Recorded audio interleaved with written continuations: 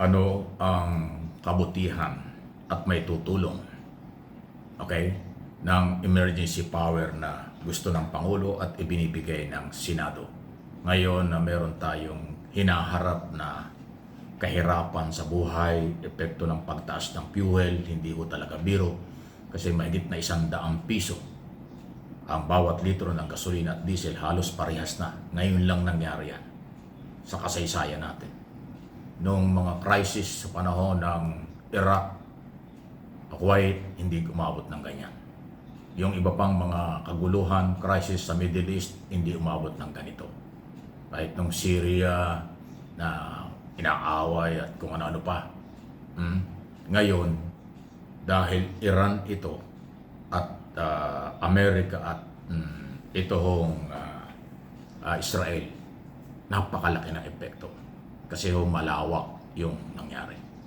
Katunayan, hanggang ngayon, maraming mga international vessel na hindi makadaan doon sa lugar na nasa Iran, daanan ng malaking barko na nagbibiyahe ng mga kalakal, especially ang oil product. So, talagang yung epekto sa pagtaas ng fuel at bilihin ay damay ang buong mundo, lalo na ang Pilipinas, dahil tayo nag-i-import. Ngayon, yung emergency power, yun ang gagamitin para ho sa mabilis na aksyon na hindi na kailangan ng approval pa ng Kongreso. Kasi ho ang Executive Department, lahat ng ginagawa nito dapat above the law, dapat nasa batas. Pero may mga bagay po na limitado ang galaw. Kaya ho hiniling yung emergency power, kapangyarihan na gagamitin ng Pangulo sa ganitong crisis o problema. Especially yung pagkontrol ng presyo ng bilihin o ng oil product. Higit sa lahat doon sa pagtanggal, pag-alis, temporary ng mga taxes ng oil product na magpapabigat pa sa ating lahat. Yun po yun eh. Hindi po totoo at huwag niyong isipin ng emergency power ay para abusuhin ng gobyerno ang mamamayan at samantalahin ang crisis. Ibig sabihin, hindi ito pampolitika. Hindi po. Walang kaugnayan sa political power o kung ano. Yung kapangyarihan binibigay lang sa Pangulo ay para tugunan yung epekto ng kahirapan. Ayun, Kaya yung mga ayuda, emergency fund, mga budget na dapat ay ilabas, gagamitin para pang-ayuda sa mga nangangailangan ng ating mga kababayan. Public transport, manggagawa at kung ano-ano sektor, lalo na ang ating mga farmers, magsasaka. Kasi yung food security, abay hindi ho yan pwedeng ibaliwala. Okay? So ganun po yun. At yan ay alam din ng Senado.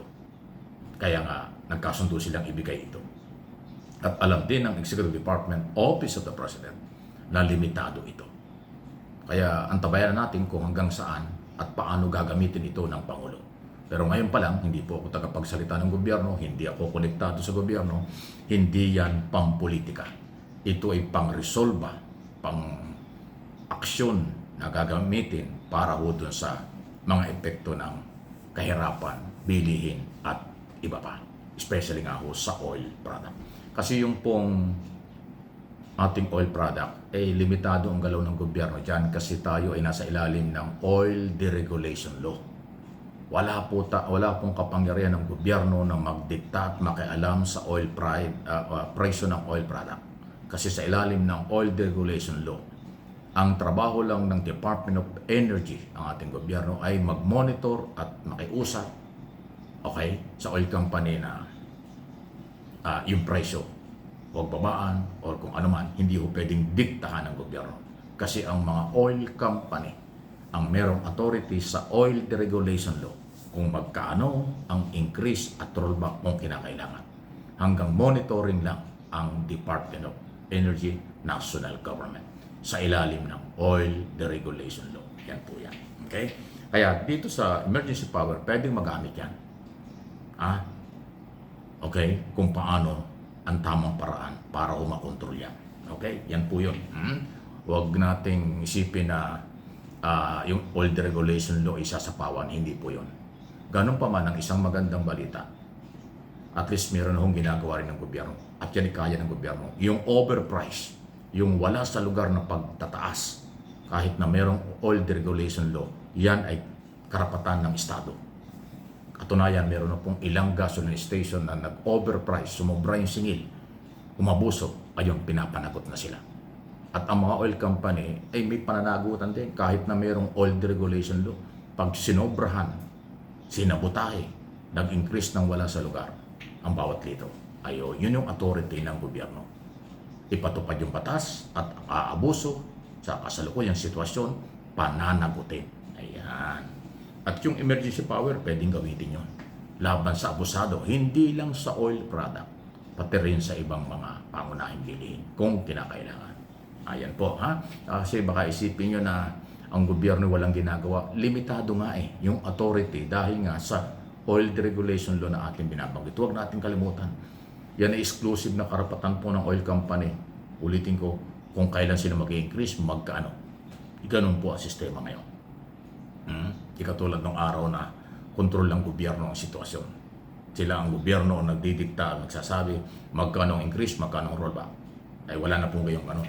Nag-iba na ho yung galawan. So, tingnan natin kung ano ho ang mga mangyayari.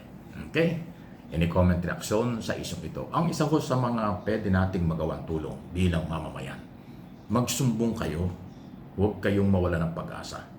Magsumbong kayo doon sa inyong mga lugar kung saan kayo nakatira na nakikita nyong umaabuso ang mga negosyante. Ang local government unit, mayor to barangay chairman, under local government code, merong authority, meron silang police power, meron silang authority yung kansilahin ang mga permit na kailangan binibigay. At meron silang police power para arestuhin ang mga umaabusong negosyante sa oil, sa mga basic commodities at lahat ng bilihin. At kung wala kayong tiwala sa lokal o kalaban sa politika, ay national government, nandiyan ang Department of Agriculture, Department of Trade and Industry, Office of the President, pairal yung Consumer Law, Consumer Act, Consumer Protection. Ayan. Yan ang ating ginagawa dahil kasi lagi tayong nakapokus for information, for education, itong ating mga topic. Huwag tayong mawala ng pag-asa. Huwag masyadong negatibo. At huwag isisi lahat sa gobyerno ang problema kasi hindi naman ito kasalanan ng gobyerno. Yung nangyayari sa Middle East. Okay? Pag lagi niyong isinisi sa gobyerno, ibig sabihin niyan namimersonal na kayo. Hindi niyo alam kung ano ang ating obligasyon, ano ang obligasyon ng gobyerno, at hindi ko pwedeng puro gobyerno lang. Maraming magagawa ang sibilyan. Hindi tayo pwedeng manahimik kapag may umaabuso. Hindi tayo pwedeng manahimik kung alam niyong merong problema sa inyong lugar. Area of responsibility. Ilapit sa pamahalaan. Yan naman talaga ang gobyerno, tagapagpatupad ng batas. Kami naman sa media at itong aking channel ay ating pinangangatawanan. Tayo ay magbibigay lang ng impormasyon galing sa gobyerno patungo sa mamamayan. Vice versa. Para makatulong. Please like and share.